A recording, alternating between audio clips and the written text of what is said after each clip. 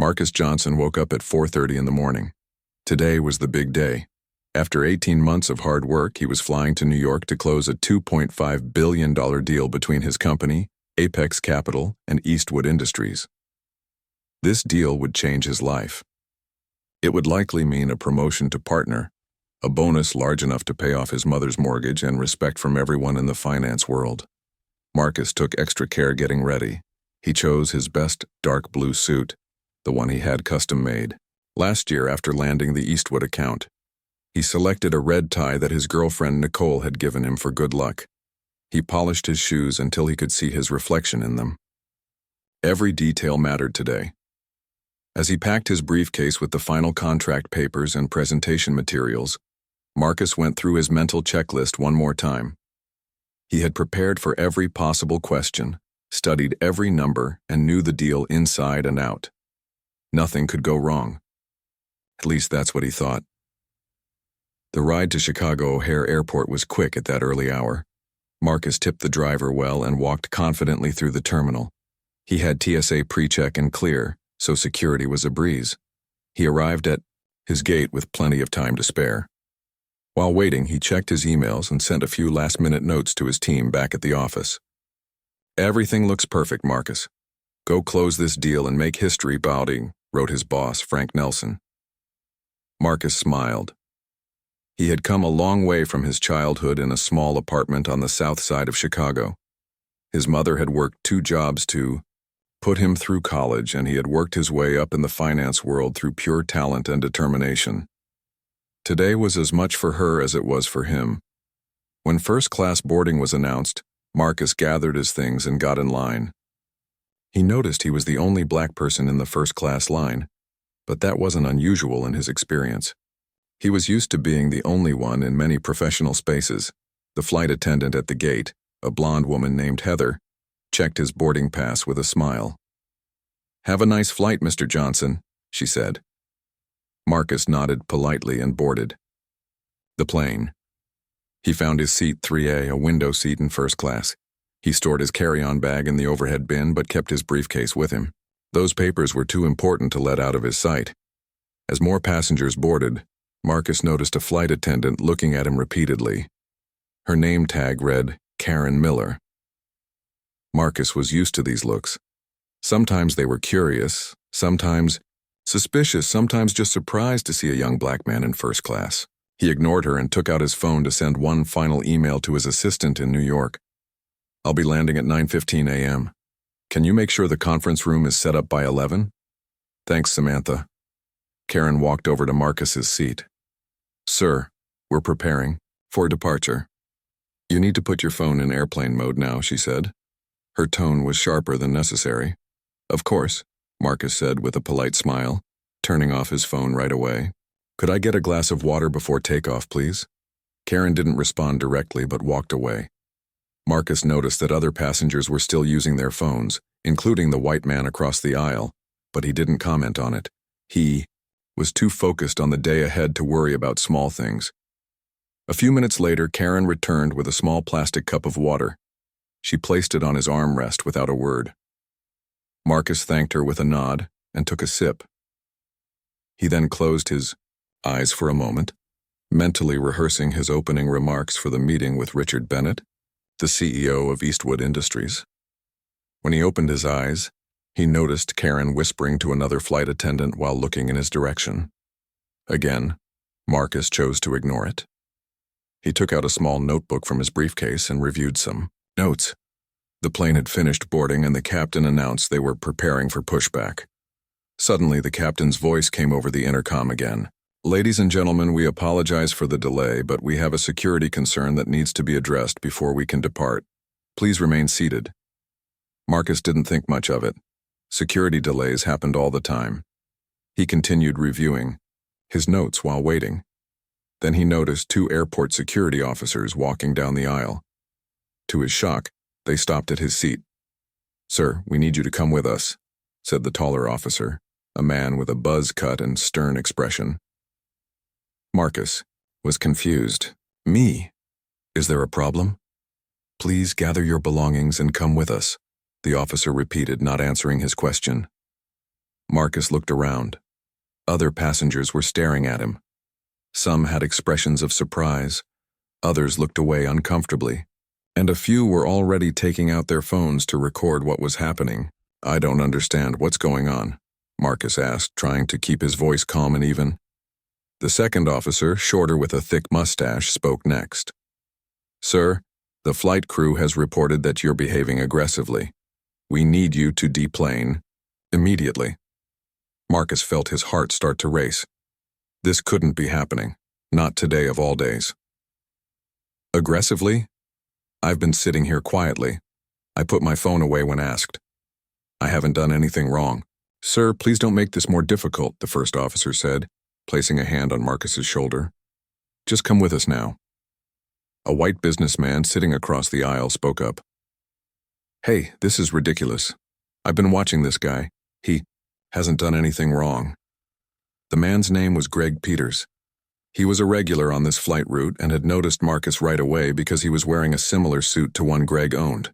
"Sir, please stay out of this," the second officer told Greg. Marcus realized he had no choice. Making a scene would only make things worse. With a deep breath, he stood up and reached for his briefcase and carry-on bag in the overhead bin. "Can I at least know what specifically I did that was perceived as aggressive?" Marcus asked as he collected his things.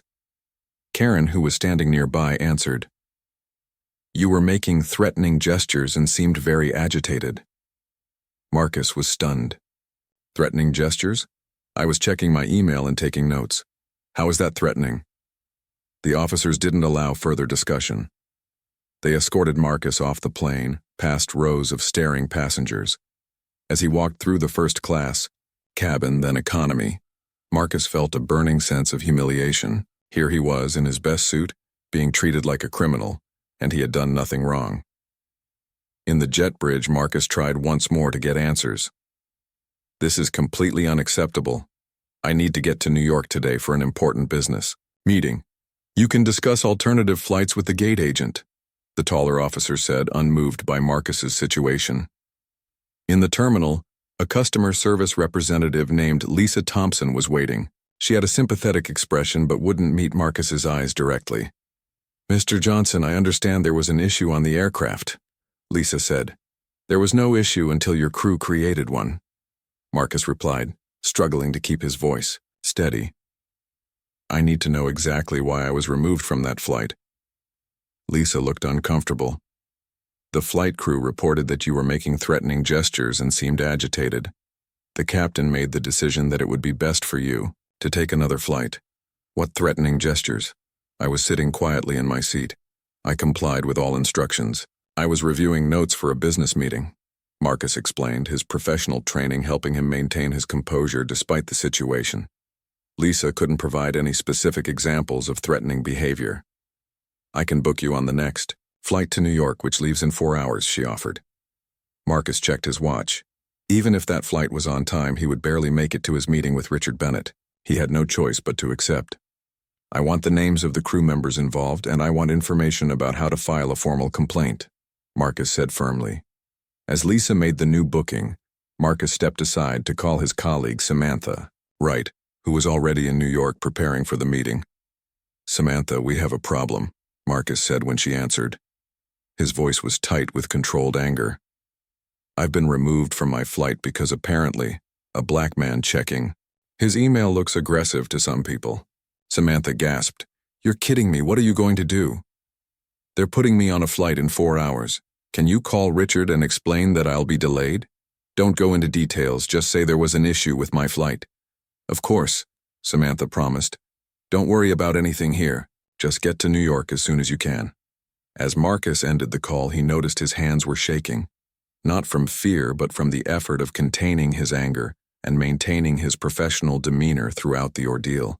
He had worked too hard to let this incident derail the biggest deal of his career. But a nagging voice in the back of his mind wondered if the damage was already done. Marcus sat in the airport lounge for the next 4 hours. He tried to use the time well by reviewing his presentation again and checking in with his team. But his mind kept going back to what had happened on the plane. The memory of being walked off like a criminal made his stomach tight with anger. Several people in the lounge kept looking at him. Marcus wondered if they had seen what happened or if he was just being paranoid now. He straightened his tie and tried to look calm and professional. His phone rang. It was Samantha from New York. "Hey, Marcus. I talked to Richard's assistant. She says they can push the meeting to 2 p.m. instead of 11 a.m. I told her you had a flight issue but didn't give details." Marcus felt relieved. "Thanks, Samantha. That should work. The next flight lands at 1:15 p.m. if it's on time. I'll come straight to the office." "How are you doing?" Samantha asked, her voice softer now. Marcus paused. "I'm fine," he said, though they both knew he wasn't. "Just focused on making this deal happen." After they hung up, Marcus noticed a man walking toward him. It was Greg Peters, the businessman who had spoken up for him on the plane. "Hey there," Greg said, sitting down across from Marcus.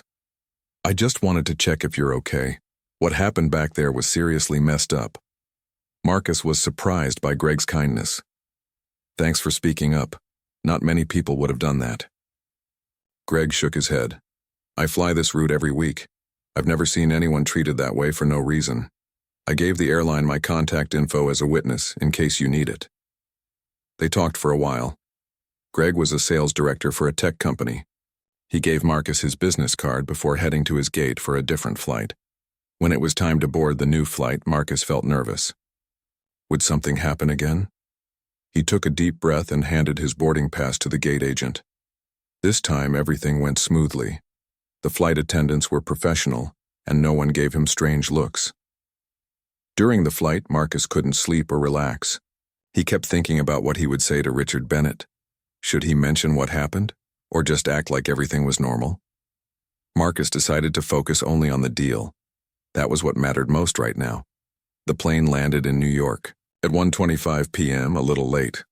Marcus rushed to get a taxi. The traffic was heavy and he kept checking his watch. He texted Samantha, "On my way. Might be a few minutes late."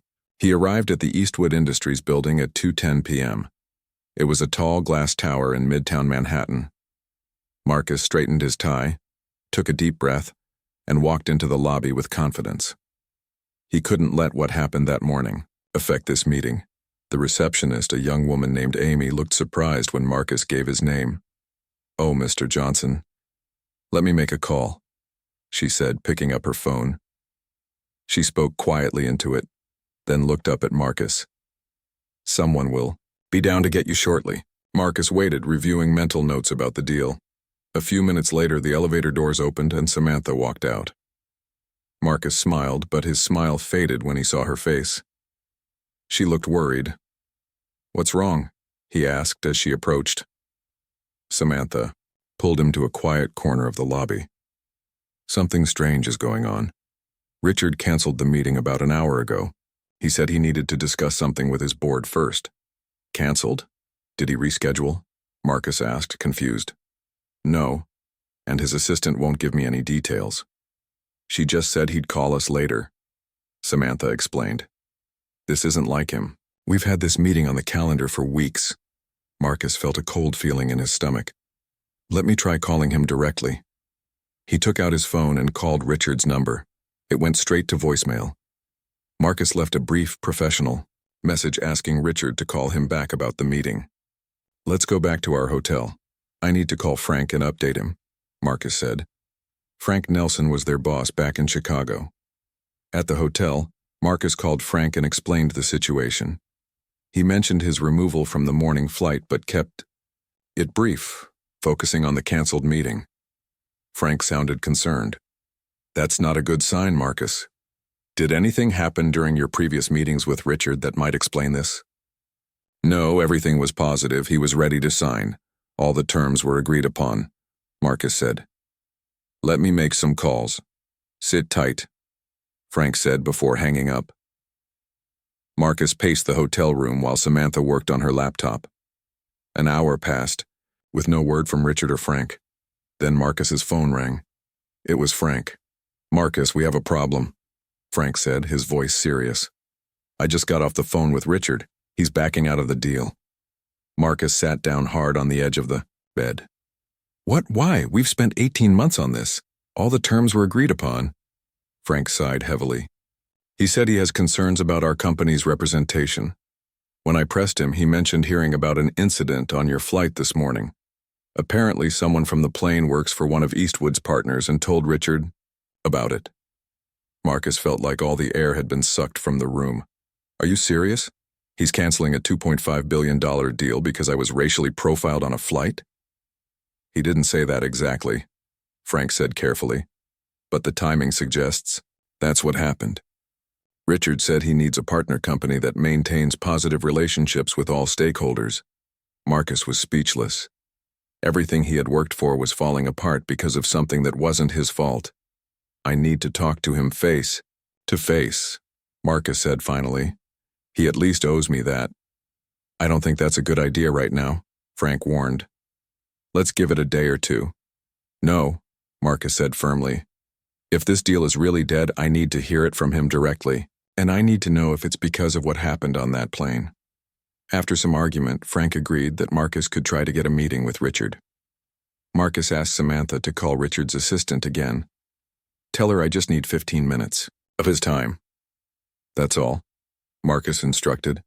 Samantha made the call while Marcus waited. To his surprise, Richard agreed to see him briefly the next morning.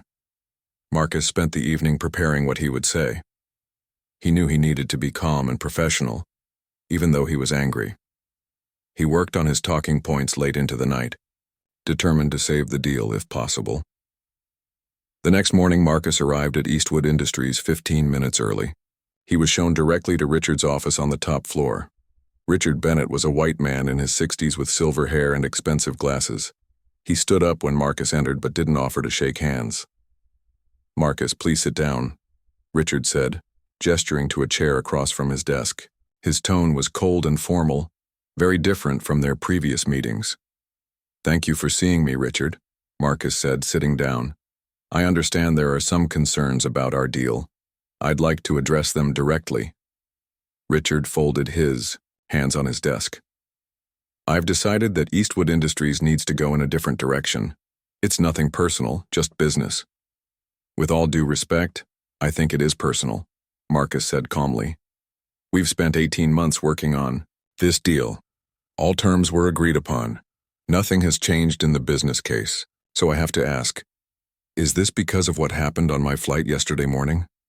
Richard's face tightened. I heard there was an incident. It raised concerns about cultural fit between our organizations. Cultural fit? Marcus repeated.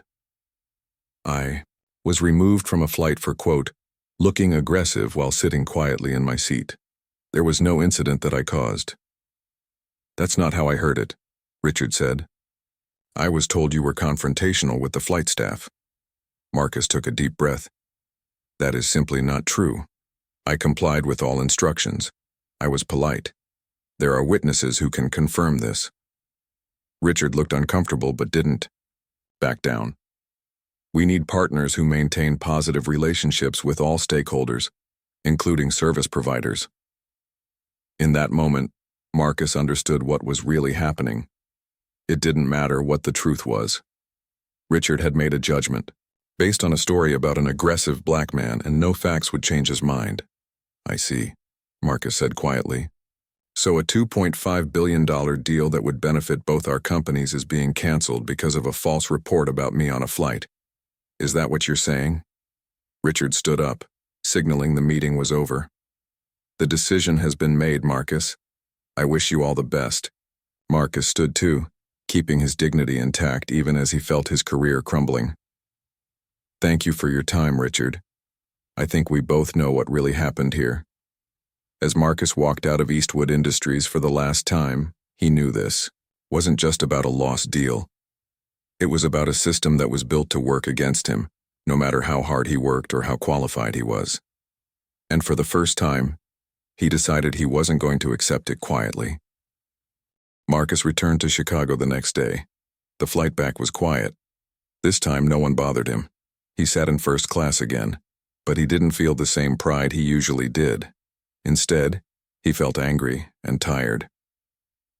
When he arrived at the Apex Capital office, people looked at him differently. News about the failed deal had spread quickly. Some people gave him sad smiles. Others avoided eye contact. Marcus walked straight to his office and closed the door. A few minutes later, there was a knock. It was Frank Nelson, his boss. "Can we talk?" Frank asked, walking in without waiting for an answer.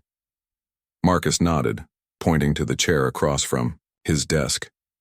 "If you're here to fire me, just get it over with." Frank looked surprised. "Fire you? No, that's not why I'm here." "This wasn't your fault, Marcus." "Then why does it feel like everyone in this office thinks it is?" Marcus asked. Frank sighed. "People are disappointed about the deal. We all worked hard on it. But no one blames you personally." "Richard Bennett does," Marcus said, "and he's the one who matters in this case." Frank leaned forward. "Look, these things happen in business. We'll find another deal. The important thing now is to move forward." Marcus looked at his boss carefully. "Move forward? Frank, I was removed from a flight for being black. Then I lost a $2.5 billion deal because of it. How exactly do you suggest I move forward from that?" Frank looked uncomfortable. "I understand you're upset about what happened on the flight, but we don't know for sure. That's why Richard backed out." "He practically admitted it to my face," Marcus said. "He talked about cultural fit and said they need partners who maintain positive relationships with service providers. It was pretty clear what he meant." Frank shook his head. "Even if that's true, what can we do about it? Sue the airline? Sue Eastwood Industries? That would destroy your career in finance. No one would work with you again." Marcus hadn't thought about legal action until Frank mentioned it, but now the idea was in his head. Maybe that's what needs to happen. Maybe someone needs to stand up and say this isn't acceptable. Frank stood up quickly. "Marcus, I'm saying this as your friend and mentor. Let it go. For your own good. We'll find you another deal, an even bigger one." After Frank left, Marcus sat alone in his office. Let it go? How could he just let this go? This wasn't just about him. It was about every black person who was judged unfairly, who worked twice as hard, only to be pushed back down. His phone rang. It was his girlfriend, Nicole. She had heard about the deal falling through. "I'm so sorry, Marcus," she said. "Do you want me to come over tonight?" "Yes," Marcus said.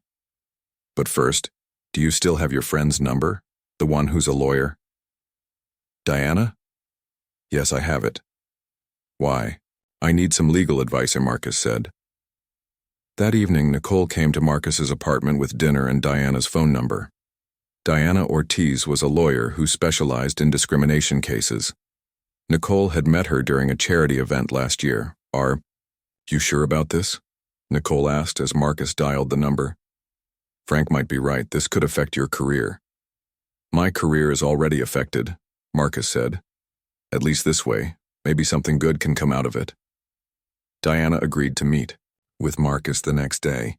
She had an office downtown in a small building that looked nothing like the glass towers where Marcus usually did business. Diana was a Latina woman in her 40s with sharp eyes and a no-nonsense manner. She listened carefully as Marcus told his story, taking notes on a yellow legal pad. "So to be clear," Diana said when he finished, "you were removed from a flight for allegedly looking aggressive while sitting quietly in your seat. Then a $2.5 billion deal that you had worked on for 18 months was canceled after the CEO heard about this incident. Is that correct?" "Yes," Marcus said. "And I have a witness from the plane, a man named Greg Peters, who saw that I didn't do anything wrong." Diana nodded. "That's helpful. We would also request the security camera footage from the plane. Airlines record everything these days." "Do I have a case?" Marcus asked. "Against the airline, definitely," Diana said. "Discrimination in public accommodations is illegal. As for Eastwood Industries, that's trickier. We would need to prove that the deal was canceled specifically because of racial discrimination. But based on what Richard Bennett said to you, we might be able to make that case too." Marcus took a deep breath. What would happen if we moved forward? First, we'd file complaints with the appropriate agencies. Then we'd send demand letters to both companies. Most cases like this settle before going to court. But we should be prepared for a fight. These are big companies with big legal teams. And What about my career? Marcus asked. Diana didn't sugarcoat it. It would be affected, yes. Some companies might not want to work with you, but others might respect you for standing up for what's right, and if we win, you'd have financial compensation. Marcus thought about it. I need to talk to my girlfriend and my mother before I decide. Of course, Diana said. Take your time, but not too much time. There are deadlines for filing discrimination complaints. That night, Marcus talked to Nicole and called his mother. His mother, Betty Johnson, had raised him alone after his father died. She had always taught him to stand up for himself, but she was also practical. Are you sure this is worth it, baby? She asked. You've worked so hard to get where you are. That's exactly why I need to do this, Mom, Marcus said. I did everything right. I worked hard. I played by the rules. And they still treated me like a criminal. If I don't stand up now, when will I? Betty was quiet for a moment. Your father would be proud of you. I'm proud of you too. Whatever you decide, I'm with you. The next day at work, Marcus was called into a meeting with Frank and the company's legal counsel, a white man named Paul Baker. Paul looked serious as Marcus sat down. Frank tells me you're considering legal action against the airline and possibly Eastwood Industries, Paul said. Marcus nodded. I'm considering it, yes. Paul exchanged a look with Frank. The company can't support that, Marcus. It would put us in a difficult position with both the airline and Eastwood. I'm not asking for the company's support, Marcus said. This would be my personal legal action.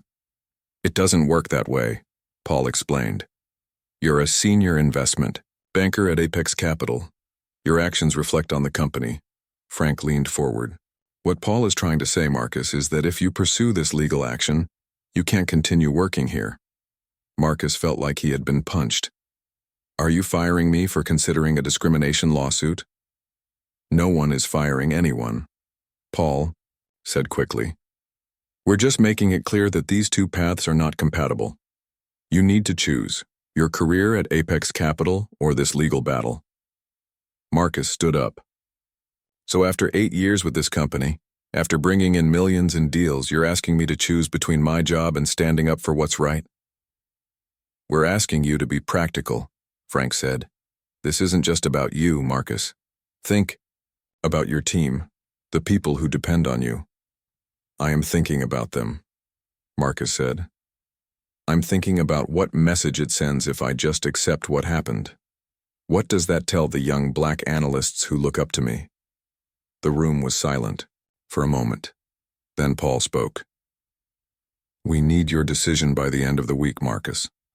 Marcus walked out without another word. Back in his office, he looked around at his awards, his diplomas, all the symbols of success he had worked so hard for. Was he really ready to risk it all? His phone buzzed with a text from Diana. Have you made a decision? Marcus took a deep breath and typed back, Yes, I want to move forward with the case. He knew there was no turning back now, but for the first time since that day on the plane, he felt like he was back in control of his life. By Friday, everyone at Apex Capital knew Marcus was leaving. He packed his office into 2 cardboard boxes. 8 years of his life fit into those boxes. His awards, family photos, and the special pen his mother had given him when he graduated from business school. He looked at his desk one last time before walking out. Some of his coworkers came to say goodbye. Others stayed away, afraid to be seen supporting him. His assistant, Laura, cried a little as she hugged him. I'll miss you, she said.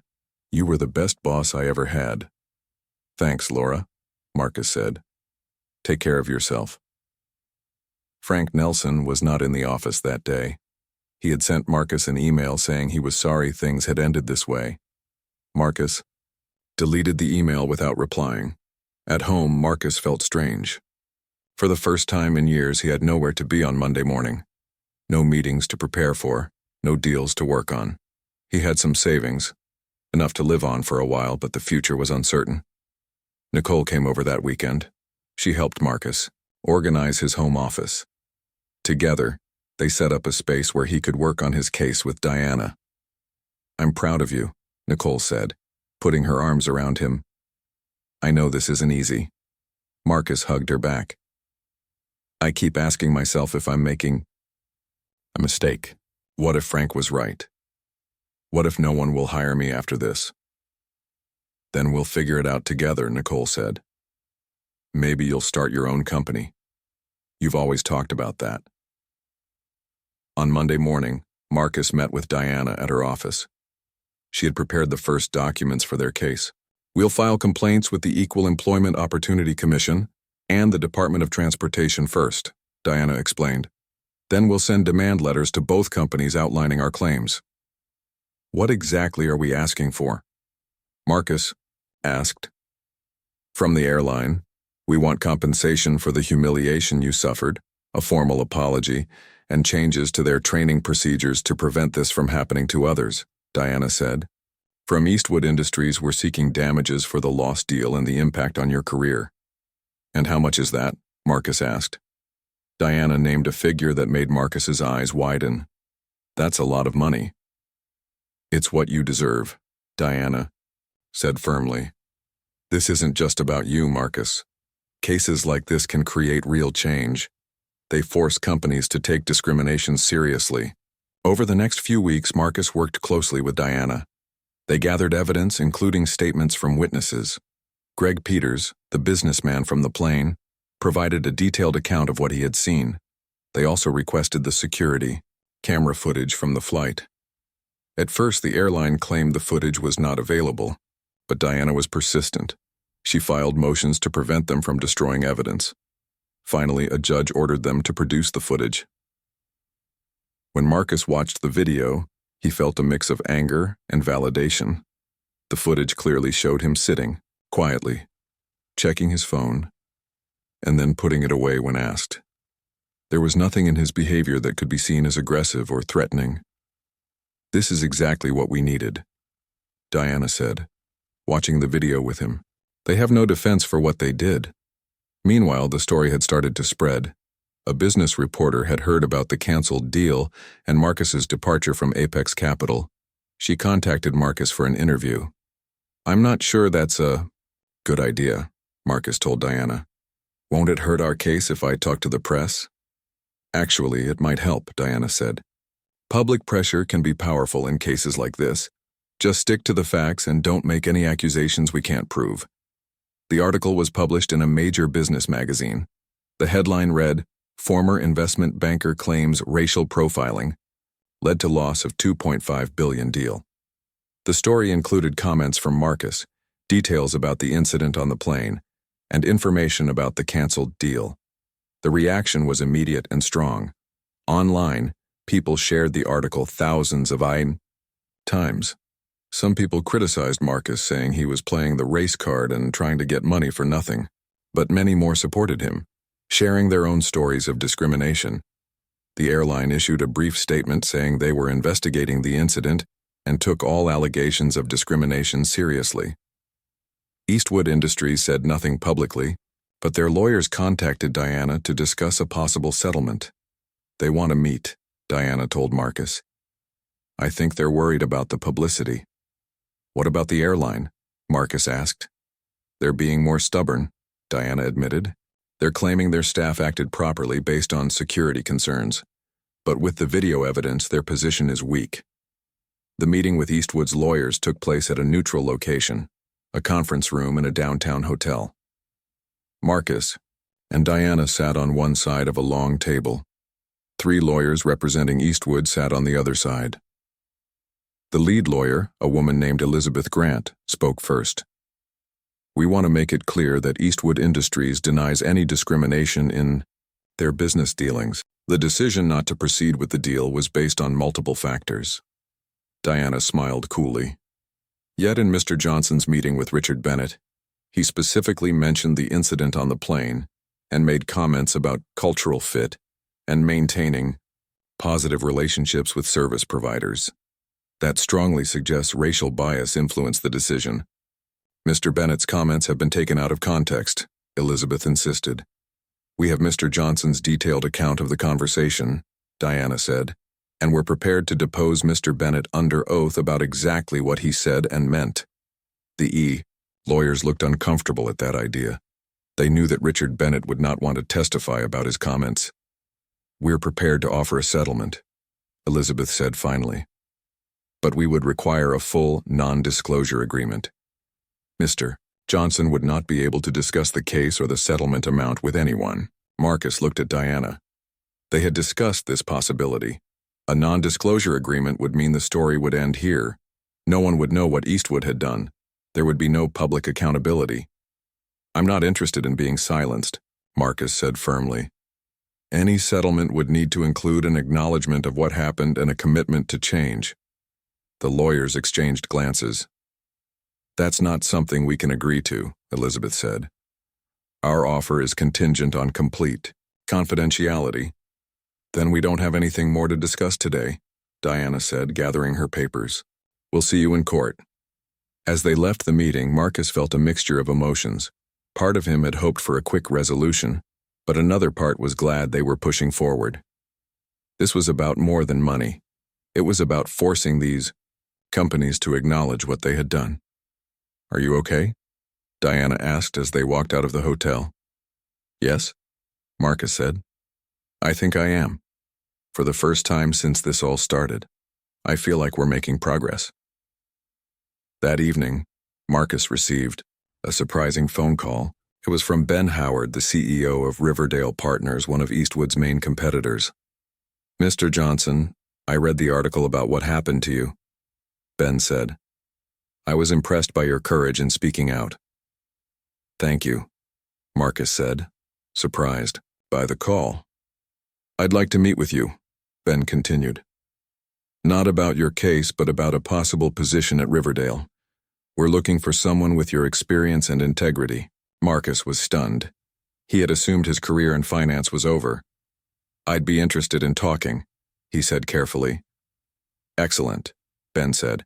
"And just so you know, we're also interested in that deal you were working on with Eastwood. We think it has real potential." After hanging up, Marcus sat in silence for a few minutes. Then he called Nicole to share the news. "See," she said. "I told you some companies would respect what you're doing."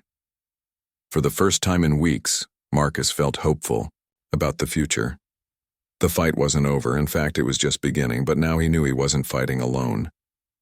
6 months passed. Marcus's case against the airline moved slowly through the legal system. Every week brought new delays and challenges. The airline's lawyers tried everything to get the case dismissed. But Diana was determined, and the evidence was strong. Meanwhile, Marcus had started working at Riverdale Partners. Ben Howard, the CEO, had been true to his word. He hired Marcus as a senior vice president and gave him freedom to build his own team. Marcus brought Laura, his former assistant, with him. He also hired 2 young black analysts who had been overlooked at other firms. Working at Riverdale was different from Apex Capital. Ben had created a company culture that valued diversity and treated people with respect. Marcus felt welcomed and appreciated for his skills, not judged by his appearance. The case against Eastwood Industries was moving even more slowly than the airline case. Richard Bennett had hired an aggressive legal team that fought every request for documents and depositions. But public opinion was turning against him. Several other employees had come forward with stories of discrimination at Eastwood. The company's stock price was falling as investors worried about the negative publicity. One morning in March, Marcus was at his desk when Diana called. "The airline wants to settle," she said, sounding excited.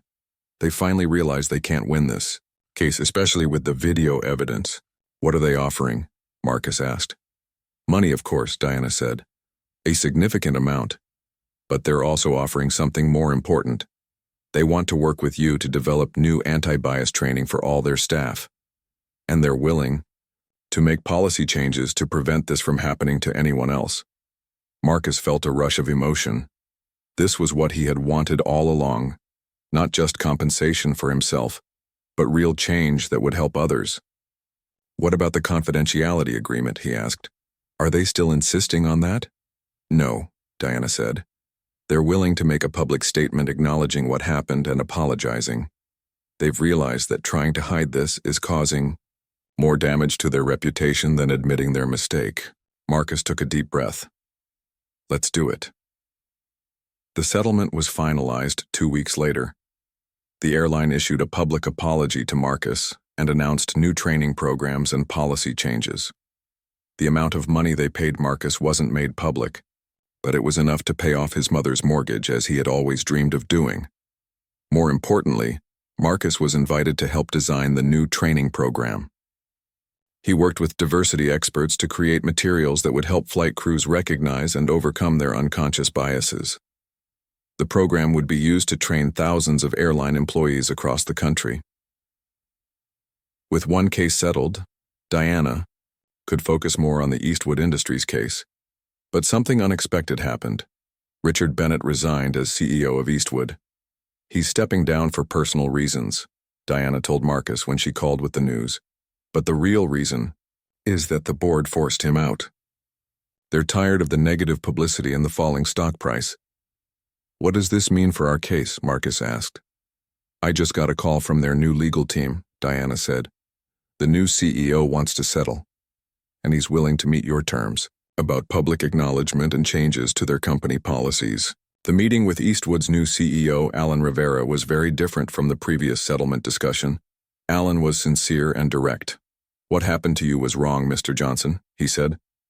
On behalf of Eastwood Industries, I want to apologize. The decision to cancel that deal was based on prejudice, not business factors. We're committed to making sure nothing like this happens again. The settlement included financial compensation, but more importantly, it included a commitment from Eastwood to implement new diversity and inclusion programs. They also agreed to review all their business relationships to ensure they weren't working with companies that had histories of discrimination. With both cases settled, Marcus could finally move forward with his life. The experience had changed him. He was still the same hard-working, talented banker he had always been. But now he had a new purpose as well. One evening, Nicole found Marcus sitting at his desk. At home, working late. Another big deal? She asked, putting her hands on his shoulders. No, something different, Marcus said, showing her his computer screen. I'm starting a foundation. On the screen was a draft website for the Equal Opportunity Foundation. The mission statement read, working to create a business world where talent and hard work are all that matter. I'm using some of the settlement money to fund it, Marcus explained. We'll provide scholarships for minority students interested in finance, and we'll work with companies to implement better diversity policies. Nicole smiled. That's amazing, Marcus. I've been thinking about what my mother always told me, Marcus said. That when something bad happens, you have to try to create something good from it. That's what I want to do with this foundation. A year after Marcus was removed from that flight, he was invited to speak at his old business school. The auditorium was packed with students eager to hear his story. My journey hasn't been easy, Marcus told them. There were many times when I wanted to give up, when I wondered if fighting for justice was worth losing everything I had worked for. But I learned something important through this experience. Success isn't just about closing deals or making money. It's about standing up for what's right even when it costs you. He saw Frank Nelson sitting in the back of the auditorium. His former boss had reached out recently, saying he regretted not supporting Marcus. Frank had even offered him his old job back. Marcus had politely declined, but he appreciated the gesture. The business world is changing, Marcus continued. Companies are starting to understand that diversity isn't just a buzzword, it's good business. Different perspectives lead to better decisions and more innovation. But this change won't happen automatically. It requires all of us to speak up when we see injustice, to hold companies accountable, and to support each other. After his speech, many students came up to thank him. Some shared their own stories of discrimination. Others asked how they could help with his foundation. Marcus listened to each of them, remembering how it felt to be a young student with big dreams. As he was leaving, he spotted a familiar face in the crowd. It was Greg Peters, the businessman who had spoken up for him on the plane that day. I read about your settlement, Greg said, shaking Marcus's hand. I'm glad it worked out. I couldn't have done it without your witness statement, Marcus said. Thank you for being willing to speak the truth. I just did what anyone should do, Greg said. I saw something wrong and I said something. I wish more people would do that. Marcus nodded. That was exactly what he hoped his foundation would encourage. More people willing to speak up when they saw injustice. That night, Marcus called his mother to tell her about the speech. "I'm so proud of you, baby," Betty Johnson said. "Your father would be proud too." "Thanks, Mom," Marcus said. "I think I finally understand what you've been telling me all these years. Sometimes the worst things that happen to us lead to the most important work of our lives." As he hung up the phone, Marcus looked at the photo on his desk. A picture of him with his mother and father taken when he was just a boy. His father hadn't lived to see all that Marcus had accomplished, but Marcus hoped he would be proud of the man his son had become. Not just a successful banker, but someone who fought for justice and used his success to help others. The path hadn't been easy, and there were still challenges ahead. But Marcus Johnson was ready to face them, stronger than before and no longer walking alone.